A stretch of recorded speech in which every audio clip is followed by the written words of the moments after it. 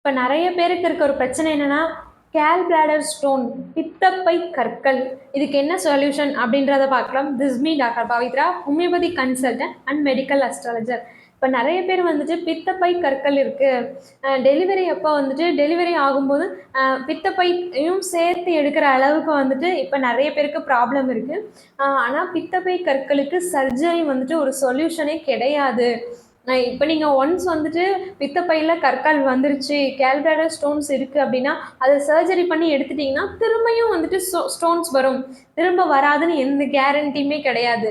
So வந்துட்டு ஒரு தடவை இப்போ ஒருவேளை சர்ஜரி பண்ணி எடுத்துட்டீங்க அப்படின்னாலும் அதுக்கப்புறம் வந்துட்டு செரிமான கோளாறுகள் வரும். ஆயிலி ஃபுட்ஸ் எதுவுமே எடுத்துக்கவே முடியாது. நெஞ்சு எரிச்சல், நிறையா வந்துட்டு டைஜஷன் இஷ்யூஸ்லாம் நிறையவே இருக்கும். ஸோ பித்தப்பை கற்களுக்கும் கிட்னி ஸ்டோன்ஸ்க்கும் வந்துட்டு சர்ஜரி வந்துட்டு ஒரு சொல்யூஷனே கிடையாது. ஸோ அதுக்கான ஆல்டர்னேட்டிவ் மெடிசன்ஸ் எடுத்துக்கும் போது ஈஸியாக வந்துட்டு உங்களுக்கு க்யூர் ஆகும். ஹோமியோபதியில் நிறைய மெடிசன்ஸ் இருக்குது. Chelidonium, carduus marianus, lycopodium, calcarea carb, dioscorea, அந்த மாதிரி நிறைய மெடிசன்ஸ் இருக்குது. எடுத்துக்கும் போது உங்களுக்கு பித்தப்பை கற்கள் ஈஸியாக வந்துட்டு வெளியேறும். இந்த மாதிரி இன்ட்ரெஸ்டிங்கான வீடியோஸ்க்கு என்னை ஃபாலோ பண்ணிடுங்க. Thank you so much.